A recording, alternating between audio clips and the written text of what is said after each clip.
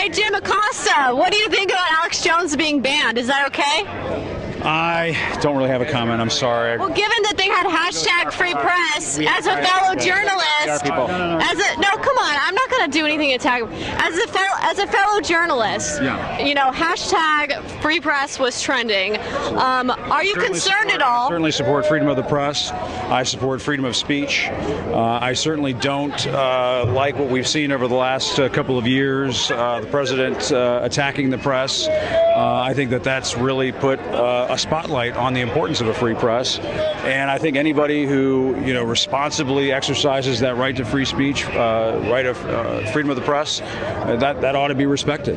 Well, don't you think that it's within the president's First Amendment for him to criticize and make comment against the media? Absolutely, it's well within his First Amendment rights to make comments about the media, but it's also within my First Amendment rights to say that I don't think it's a good idea for the president of the United States to demonize the press and to call us the enemy of the people and that sort of thing. I think that kind of speech could potentially put journalists in harm's way, and that's something that I've consistently said, and I would certainly say it to you guys. Well, it's interesting because, some leftists out there will say InfoWars is fake news, but then many on the right, you've even heard, says CNN is fake news, NBC is fake news. So what do you think about how social media has... Yeah, and if you don't mind, I'd like to make this the last thing that I say because I got to get going. Hey, guys, stop. Please stop. Please stop. Please stop. My personal opinion is that you can't put CNN in the same category as InfoWars, with all due respect. I think if you look at what the Sandy Hook parents are going through right now with respect to InfoWars, regarding journalism... You're interrupting me, but I think if you were to take a look at what the Sandy Hook parents are going through right now with respect to InfoWars, that there is a conversation to be had about what is being said in the public sphere, what's being said on social media, and what is being told to a lot of people out there who trust what you say. And for example, I don't think it's right to say to the Sandy Hook parents out there that what happened was a hoax. I don't think that that's appropriate. So do you think the answer is to ban and censor other journalists? What I was about to say is that, listen, everybody has a right to free speech. Everybody has a right to freedom of the press.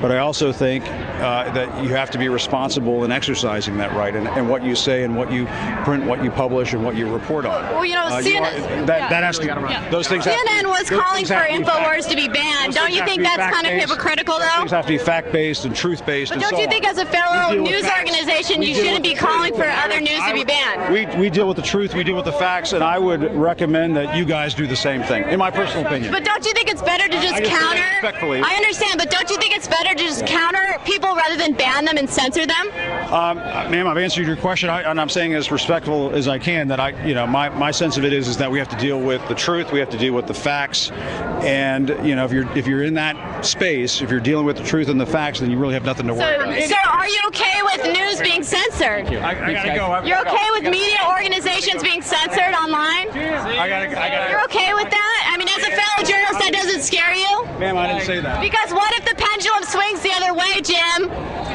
What if it swings the other way? Swinging there. You guys are called fake news to other platforms. Remember that. The pendulum can swing. It's never good to ban or censor anyone. What's up, guys? I'm Caitlin Bennett, the Kent State Gun Girl, and today I'm going undercover at Kent State to see what students think about Caitlin Bennett, the Kent State Gun Girl. Did you guys see the girl who graduated with a rifle on her back? Yep, she was in my hall. I walked right past her, yeah. You walked right past her? I thought it was a little over the top and ridiculous, and it shouldn't have got that much attention.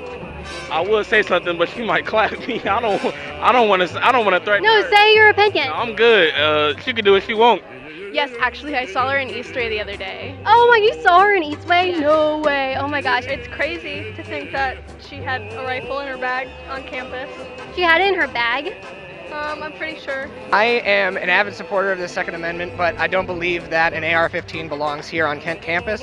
I just think what she did was disrespectful, especially knowing the campus's history with, firearms. This girl literally walked on campus right over there with a rifle on her bag in her graduation photos. What do you guys think about that? I mean, I feel like what she is just, shitty. No offense. Yeah. I mean, You think she's shitty? I think she's pretty shitty. to be honest. So if you guys were next to her right now, like, what would you say to her, knowing that she did all that? I actually rehearsed this last night in the shower. If you were next to her right now, what advice would you give her? Get more schooling, go back for your master's, get a job. I don't know if she has a job, but I know she's coming back here for an open carry rally. She's doing what?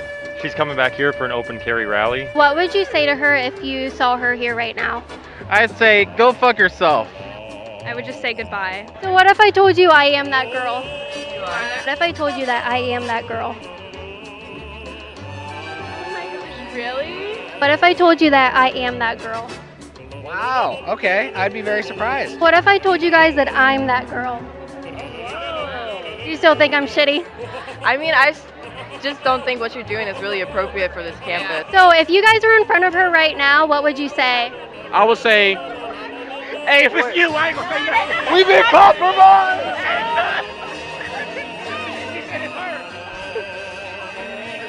The death of Molly Tibbetts at the hands of an illegal immigrant is still sending shockwaves throughout the country. In the wake of this tragedy, Liberal Senator Elizabeth Warren raised some eyebrows with this reaction to Molly's murder. I know this is hard, not only for the family, but for the people in her community, the people throughout Iowa. But one of the things we have to remember is we need an immigration system that is effective, that focuses on where real problems are. Separating a mama from a baby does not make this country safer. Joining us with his reaction is Editor-in-Chief of Campus Reform, Lawrence Jones. Lawrence, thanks for joining us. What do you make of that? Well, she's so tone deaf. I mean, this is what the American people is so frustrated with. It seems like people on the left are so focused on the illegals, but they're not focused on the American citizens that are often harmed by people that shouldn't be in this country. They came in this country illegally.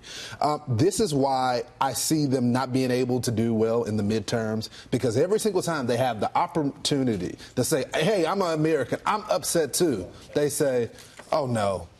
This president against illegals, we don't want to enrage people against getting comprehensive immigration reform. Well, I mean, they keep sliding back to the family separation, which was, I think, a low point for the president and something that they wish they could probably take back. But, you know, their tone keeps sounding more and more like they just want open borders. They want people, if you want to come here, just come here.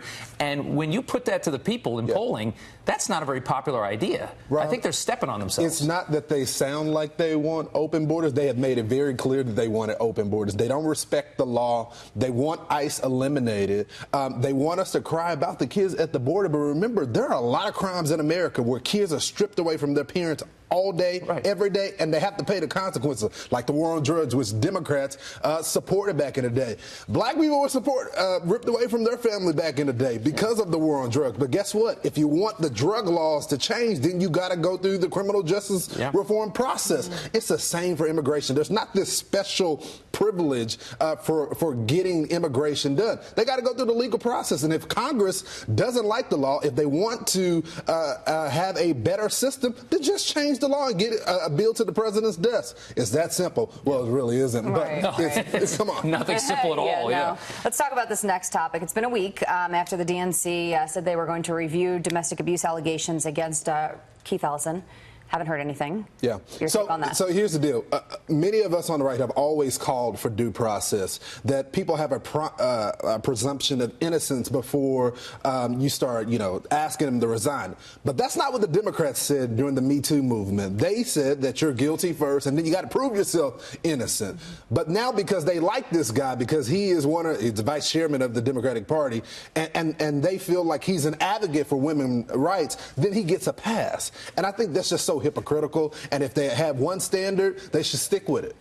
Is he at risk in this coming? He's running for Attorney General in Minnesota, right? I mean, this guy, it's not just his, he's a big name. Yeah, the alleged abuses against women, but it's his ties to radical Islam, for being a sympathizer for a lot of hateful people, Antifa, He's a big that he's Antifa gonna have to deal with. But this is their guy, so they're gonna provide cover for him. Alexandria Ocasio-Cortez, we've been talking about her a lot lately, and she posted a photo, I believe it was, lamenting this coffee shop closure that she frequented, and but apparently it's because of wage hikes. Right. So your coffee shop is, experiencing the same thing as American businesses all across the country. Guess what? When you raise the minimum wage, people lose their jobs. They replace them with now machines now. So, you know, I don't feel sorry for her. I think that this is a woman that has benefited from capitalism, and now she's changing her tune. Right. But I would caution people about laughing about her, because we've been reporting on this at Campus Reform for a little bit. These young people believe in her. They believe in socialism, and it scares the hell out of me. And it makes me upset when I see Republicans laugh at it, because I remember a junior senator with big ears that people used to laugh at about his hope and change message, and he became the president of the United States. So, you know, I think we need to be a little bit cautious with it, laughing at him. Her coffee shop here in Manhattan, they say that they can't stay open because the wage hikes have really hurt their business. These are wage hikes that Alexandria Ocasio-Cortez is a big fan of, and when they close her coffee shop, all of a sudden she's not so crazy about the idea. Because that's what happens. It's because it's her coffee shop. But again, there's small businesses all across America that are experiencing the same thing, and her policies, her socialist policies, she supports that. She supports raising the minimum wage. You give us that 15 an hour, you're going to close a lot of small Welcome businesses. to the real world when you do it. So your coffee shop is gone now. Lawrence, Sorry. thank you so much. Gotta We get appreciate coffee your somewhere time. else. Thank you, Lawrence.